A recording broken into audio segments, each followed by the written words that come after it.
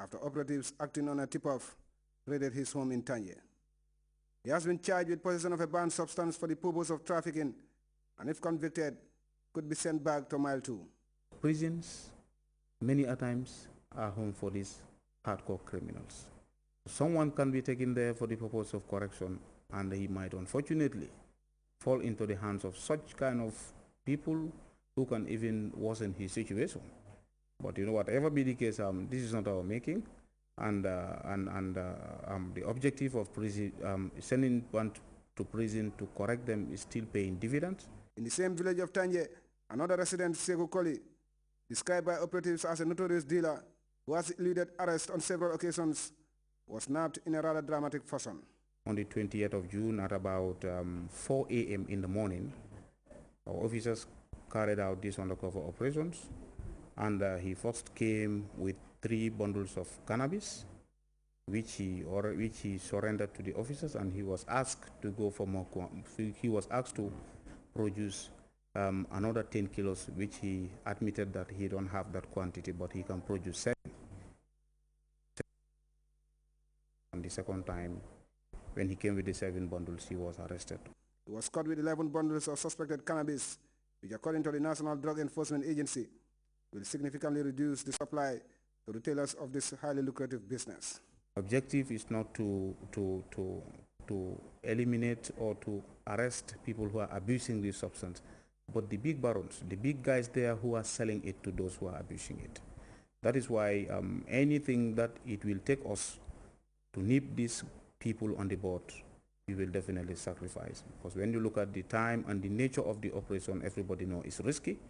It was very risky, but thank God our officers succeeded in the operations. Okay, can still go to the others.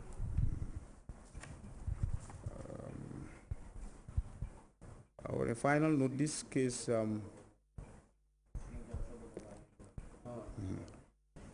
this case also involved 2 gentlemen in the name of Boba Silla and Alassana Saidikan, all of Birkama Jita village. They were arrested on the 22nd June 2012 at about 2300 hours. The arrest came as a result of a tip-off that they were dealing in prohibited drugs. Surveillance was carried out, and according to intelligence information, Buba Silla is the main dealer, whilst Alassana Saidikan is the supplier. Buba Silla and Alassana Saidikan of Brikama Jida were also arrested following a tip-off that the two were engaged in the trafficking of drugs. After a raid on their residence, operatives found these 11 bundles of suspected cannabis hidden in a suitcase and cupboard in Buba's house. They have all been charged with drug possession and trafficking, and will soon be taken to court as soon as possible, according to the PROCC. Mamadou Diallo, GRTS. 98 members of Gamkoi 13 recently touched down on Gambian soil after concluding their 6-month tour of peacekeeping duties in Darfur, Sudan. Model Aminciso witnessed the arrival of the peacekeepers, and this is his report. They waited, saw it coming, and ultimately it touched down on Gambian soil. This UN flight from El Fasher, Sudan contains 98 gallant Gambian soldiers and sister security personnel who just completed their turn of the Gambia Armed Forces rotational peacekeeping mission to Darfur.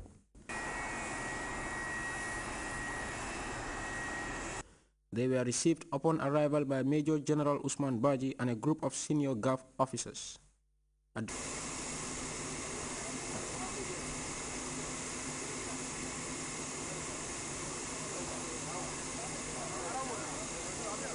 Addressing the contingent, Deputy CDS Major General Usman Baji commended the men and women in uniform for the successful completion of the mission, something he describes as praiseworthy. You have successfully accomplished your mandate in peace. So I would like to commend you all for a job well done. As we all know, Darfur is not an easy environment. There are still risks in Darfur, and the environment, the weather condition in Darfur is very harsh as well. But you are able to conquer the challenges that lie ahead of you. While underscoring the importance of keeping the reputation of the Gambia in the international peacekeeping arena unblemished, the Deputy CDS came out clear on the Gambia Armed Forces stance on certain things that took place during the tour of duty of GAMCOI 13. Investigations are going to be launched as soon as possible, and anybody found wanting in this regard, you will be dealt with accordingly. Major Musa Jiba has been the operation officer of GAMCOI 13.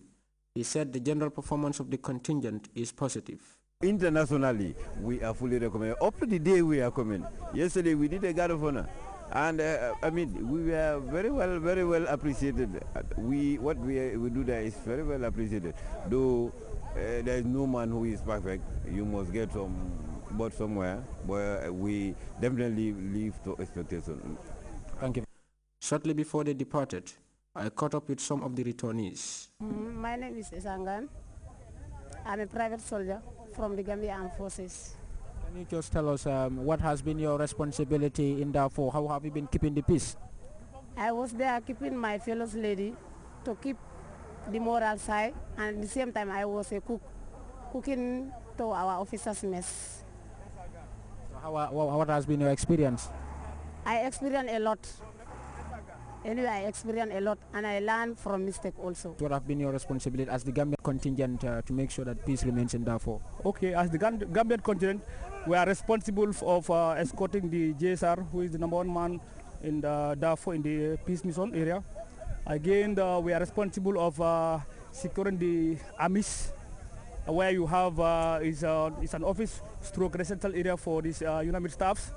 At the same time, we are also responsible for securing the ARC, that is the nerve center of the UNAMID. And then we have our base also as well. And finally, how do you feel returning to the Gambia after having left this country for 6 months?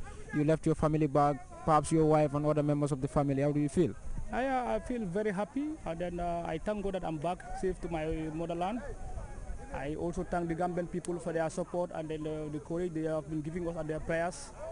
And I also thank my authorities as well, that is the Commander-in-Chief and then the Chief of Staff and the entire Gambia Armed Forces. The 98 finally boarded their trucks for nowhere but their homes.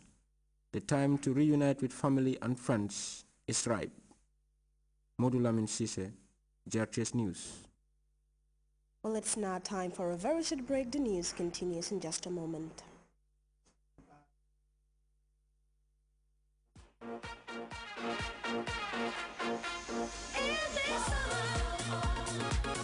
The European Cup is back again! Let's share in the spirit of football the AfriSoul way for the Euro Cup 2012. Vote for your favorite team by predicting the winner of any daily match and get the chance to win more than $1.5 million worth of AfriSoul genuine jerseys and cash prizes throughout the tournament. To predict, type the name of the team you predict will win and send it by SMS to 1010. Or you can simply call 1010 and vote for the winning team. And that's not all. For every prediction you make, you will get 2 free minutes from AfriSoul. Join AfriSoul live on GRTS TV for the full coverage of the Euro Cup 2012, where you can predict the winner and win up to $1.5 million worth of valuable prizes. AfriSoul, always in support of sports. Welcome back. The relationship between the Democratic Republic of Congo and Rwanda is said to be at its lowest ebb, this after the United Nations released a scathing report accusing Kigali of fueling the war in the east of DR Congo. The UN report went further to reveal that Rwanda have been providing weapons and manpower for the M23 rebel movement. And as we hear in this report, the situation in the Great Lakes region is volatile. A United Nations report on Rwanda's alleged role in the east of DR Congo has just been released. A DR Congolese government spokesman reiterated its contents to the press. A panel of United Nations experts accused Rwanda of providing weapons, ammunition and manpower to the M23 rebel movement that is fighting DR Congo's army in the east of the country. The rapporteurs